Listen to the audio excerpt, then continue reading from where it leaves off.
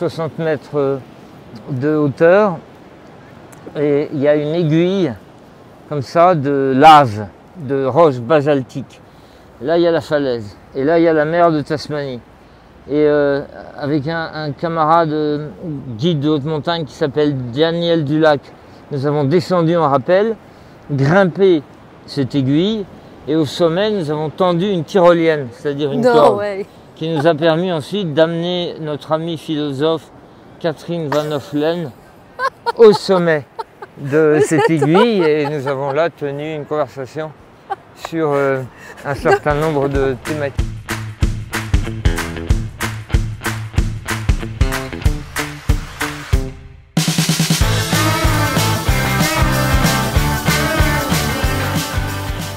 Sylvain Tesson, bonjour. Bonjour. Oh, je vous ai raté dans l'eau.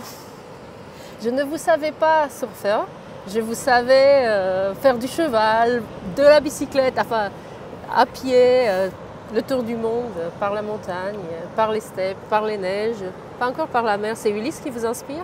Non, mais c'est la statue d'Ulysse qui vous inspire? On ne peut pas vraiment dire que je sois surfeur, je fais de la petite planche, du bodyboard.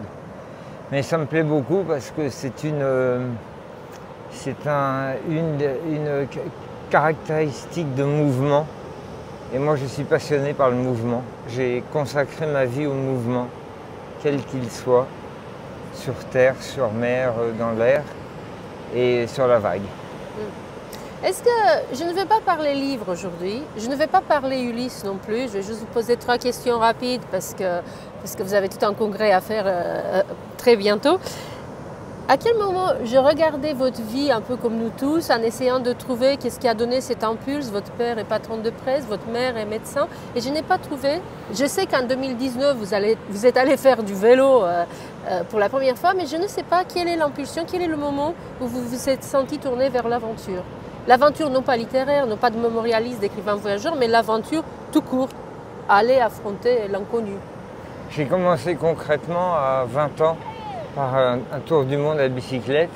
Je venais de finir ma maîtrise de géographie et je suis parti de la porte d'Orléans à la porte de Vincennes, mais en passant par le Tibet. Et c'est comme ça que je suis tombé dedans, que je me suis aperçu que finalement la vie de mouvement était une vie de liberté et était surtout une manière de s'inspirer pour l'écriture. Et alors après, j'ai continué, je ne me suis jamais arrêté. Je ne peux pas dire que ça a été une vocation de l'enfance. C'est vraiment les contingences qui m'ont amené à ne jamais cesser le balancer entre le mouvement et l'écriture. Moi, je vous pose la question à vous parce que vivant ici au Sable d'Olonne, je vois partir autour du monde ou ailleurs affronter les mers les marins seulement. Je leur pose la question, mais les marins sont très taciturnes. Donc, personne ne m'a encore répondu à la question pourquoi on part, qu'est-ce qu'on cherche dans ce départ. Je sais que Bernard Moitessier dit qu'on ne demande pas à une mouette pour qu'elle prenne l'orage, elle a juste besoin de prendre l'orage de temps en temps, mais c'est encore un marin qui parle. Et moi, je ne sais pas pourquoi les gens partent comme vous. Pourquoi vous ne partez pas pour écrire un livre. Il y a forcément autre chose. Sinon, vous ne risquerez pas votre vie et vous le risquez, votre vie. Non, mais je crois que les voyageurs ont du mal à répondre à la question parce que, en fait, c'est la question de la vie en général. Tout le monde essaie de se persuader qu'il vit de toutes ses forces, que son cœur bat puissamment, que son sang circule ardemment, que son esprit fonctionne vite. C'est ça le grand défi de la vie, c'est de se sentir en vie. Et je crois que les voyageurs ont trouvé dans le mouvement une occasion de sentir leur existence battre en eux avec beaucoup de force. Voilà l'une des explications qui me semble la plus proche. D'essayer de changer aussi qui nous sommes, l'être, non mais pas médiocre, mais ordinaire que nous sommes à terre. Est-ce qu'il y a une recherche aussi ou pas du tout? Peut-être, il y a certainement parmi tout le faisceau des explications de notre désir de mouvement, il y a peut-être celui-là que vous appelez le changement, la métamorphose, c'est possible. Mais moi j'y vois vraiment quelque chose de beaucoup plus simple, c'est que on se cherche des moments où on a l'impression vraiment que notre existence bat sa pleine mesure. Alors tout le monde n'est pas forcé de demander au mouvement, cette confirmation d'existence, cette conviction que nous sommes en vie. Il y a des gens qui trouvent leur bonheur, je ne sais pas, dans la confection de bouquets de fleurs. Il y en a qui viennent faire des gâteaux. Il y a tout un spectre comme ça des occasions de se sentir en vie. Mais il y a un certain nombre d'humains qui ont besoin de voir défiler la géographie, qui ont besoin de remettre tous les matins, de se remettre en route tous les matins. Et je crois qu'il y a là le sentiment d'une grande liberté. Et par la liberté du mouvement, on a l'impression d'acquérir une liberté de l'esprit et de l'âme. Est-il vrai que vous avez réussi à amener une philosophe sur un rocher large comme ça au Cap Horn? Je crois qu'on appelle ça un stack. Oui, j'ai emmené une philosophe, oui, pas au Cap Horn, mais en Tasmanie. Ah oui. En Tasmanie, sur une aiguille qui s'appelle le Totem Pole, qui est. Vous voulez que je vous la dessine sur le sable? Oui. Il y a une falaise comme ça qui fait 60 mètres de hauteur et il y a une aiguille comme ça de lave, de roche basaltique. Là il y a la falaise et là il y a la mer de Tasmanie.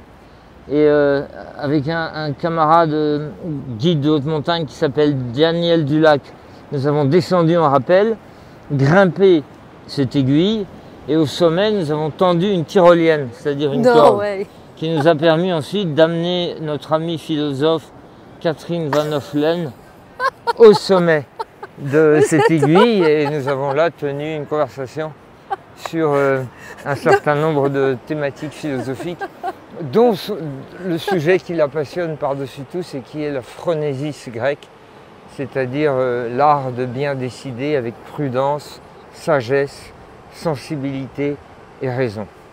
C'est peut-être ça une belle définition de l'aventure aussi, et de l'aventurier que vous êtes. Parce qu'en bonne mère de famille, je n'ai pas pu m'empêcher quand j'ai appris que vous étiez au Cap Horn, encore en haut d'un truc, de penser à la première fois où je vous ai rencontré à Vannes, il y a 15 ans, après l'accident. C'est une belle définition et moi je me demandais aussi, mes questions étaient aussi de savoir comment on ose encore, où on trouve la force de refaire toutes ces choses-là. Et puis vous avez répondu, je crois, de manière très belle. Merci infiniment Sylvain Tesson. Le prochain livre, vous nous en dites un mot ou pas du tout? C'est trop tôt. Écoutez, je suis au moins de quoi il parle? Non mais je suis un peu superstitieux, alors je ne parle pas trop des projets sur lesquels je suis à l'œuvre, mais c'est un livre qui va parler d'aventure, comme d'habitude, et surtout du désir, de tout ce qu'on vient de dire depuis quelques minutes, c'est-à-dire l'envie de se dépasser, de sortir de soi-même et d'aller tenter de se sentir vraiment en vie. Hâte de le voir. Merci Sylvain Tesson. Merci.